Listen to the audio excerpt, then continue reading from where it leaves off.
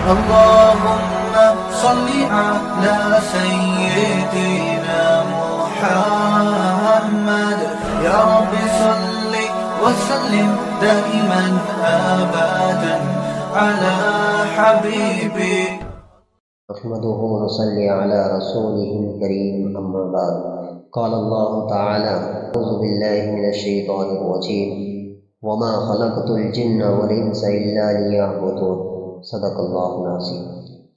قابل احترام بھائیوں اور بزرگوں، پرندہ فضا میں جو پرواز کرتا ہے تو اپنے دو پروں کے ذریعے پرواز کرتا ہے، اسی طرح جو لوگ ذکر اور سلوک کے راستے پر چلتے ہیں وہ بھی اللہ کے قرب کی فضا میں جو پرواز کرتے ہیں تو دو پروں کے ذریعے پرواز کرتے ہیں۔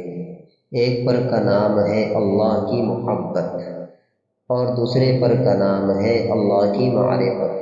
اللہ کی محبت اور معرفت کے بغیر یہ سفر ادھورا ہے۔ انسان پرواز ہی نہیں کر سکتا اگر محبت میں کمی ہے یا معرفت میں کمی۔ اب معرفت کس کو کہتے ہیں؟ معرفت کہتے ہیں پہچان۔ یہ جو آیت میں نے پڑھی ہے آپ ہمیشہ سنتے ہیں، اللہ فرماتا ہے ہم نے انسان اور جنات کو پیدا کیا تاکہ وہ میری عبادت کرے۔ قرآن مجید کے سب سے بڑے مفسر ہے سیدنا عبداللہ ابن عباس رضی اللہ عنہ۔ وہ اس آیت کی تفسیر میں فرماتے ہیں لیعبدونی یا لیعرفونی، کہ میں نے انسان اور جنات کو پیدا کیا تاکہ وہ مجھ کو پہچانے۔ لیعبدونی کا مطلب ہے لیعرفونی یعنی پہچان۔ اس معرفت سے جڑا ہوا یہ نقطہ ہے جس کو مشائخ نے کہا ہے، اللہ تعالیٰ فرما رہا ہے کنت کنزا مخفیا فاحببت ان اعرف فخلقت الخلق۔ اللہ تعالیٰ فرما رہا ہے کہ میں ایک مخفی خزانہ تھا، میں نے چاہا کہ پہچانا جاؤں تو میں نے مخلوق کو پیدا کیا۔ جب تک اللہ کی پہچان نہیں ہوگی انسان اللہ کا قرب نہیں پا سکتا۔ جب تک پہچان نہیں ہوگی معصیت سے بچ نہیں پائے گا۔ جب تک پہچان نہیں ہوگی انسان کی نجات نہیں ہوگی۔ پہچاننا ضروری ہے اور یاد رکھیے کہ معرفت کے حصول کا راستہ یہی ہے، ذکر اور صحبت اہل اللہ۔ معرفت اس کے بغیر عام طریقے پر ہاتھ نہیں آتی۔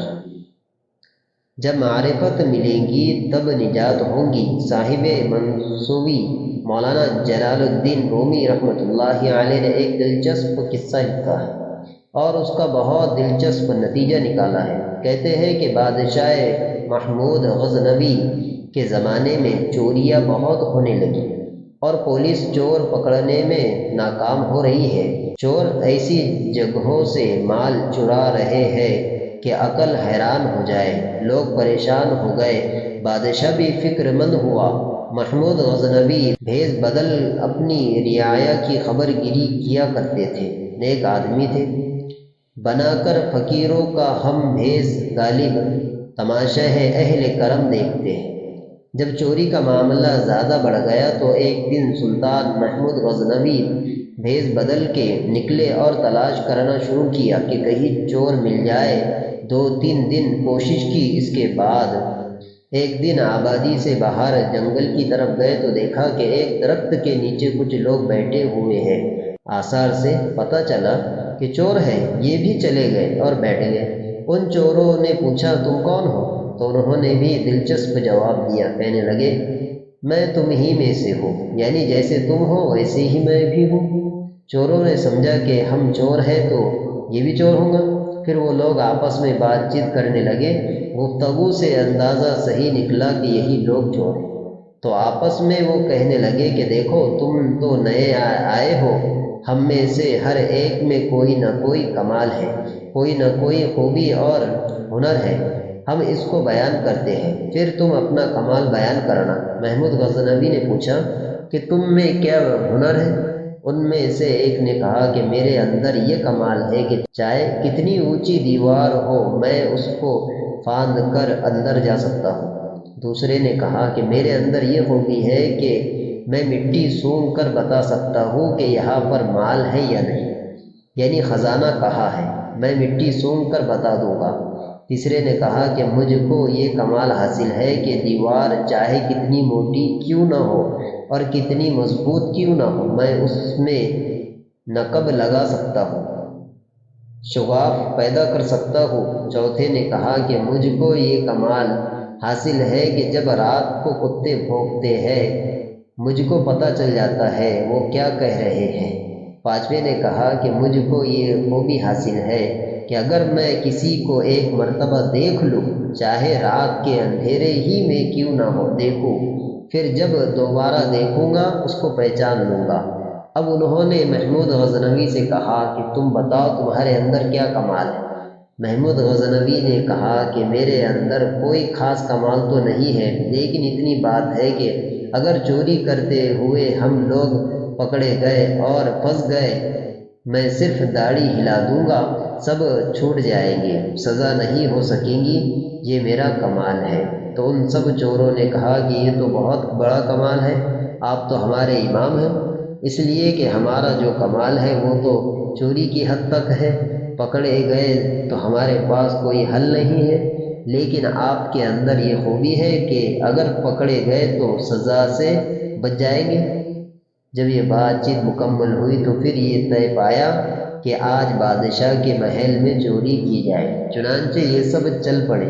جب محل کے قریب پہنچے اور کتے بھونکنے لگے تو وہ جس کو کتوں کی آواز سن کر ان کی بات سمجھ میں آ جاتی تھی وہ چونک گیا۔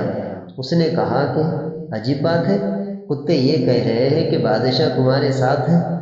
تو اس کے ساتھیوں نے کہا کہ تم غلط سمجھ رہے ہوں گے، بادشاہ کہاں ہمارے ساتھ ہوگا، اور بادشاہ اس وقت کہاں آئے گا، وہ تو کم بخت پڑا سو رہا ہوگا۔ خیر، ان لوگوں نے بادشاہ کے سامنے اس کے محل میں چوری کی۔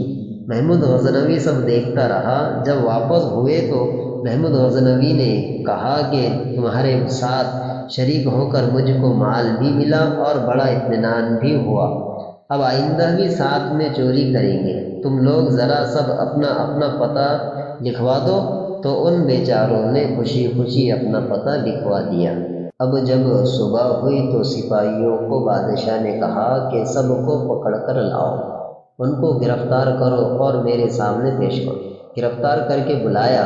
چونکہ بادشاہ خود ان کی چوری کا عینی شاہد اور گواہ تھا، اس لیے سپاہیوں سے کہا کہ ان سب کو سولی پہ چڑھا دو، یہ پکے چور ہیں۔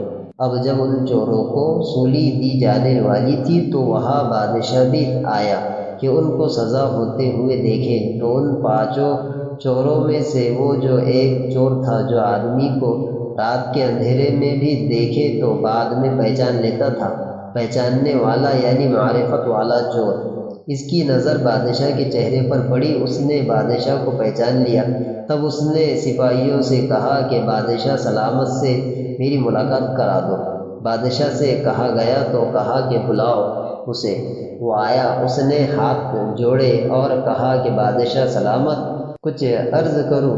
بادشاہ نے کہا کہو۔ اس نے کہا کہ ہم میں سے ہر شخص نے اپنی اپنی خوبی کمال اور ہنر دکھا دیا، اب آپ کی باری ہے، آپ کو میں پہچان گیا ہوں، اب آپ بھی ہمارے ساتھ کل رات چوری میں شریک تھے، تو ہم سب نے اپنا کمال تو دکھا دیا، اب آپ بھی اپنا کمال دکھائیے، داڑھی ہلائیے اور سزا سے نجات دلائیے۔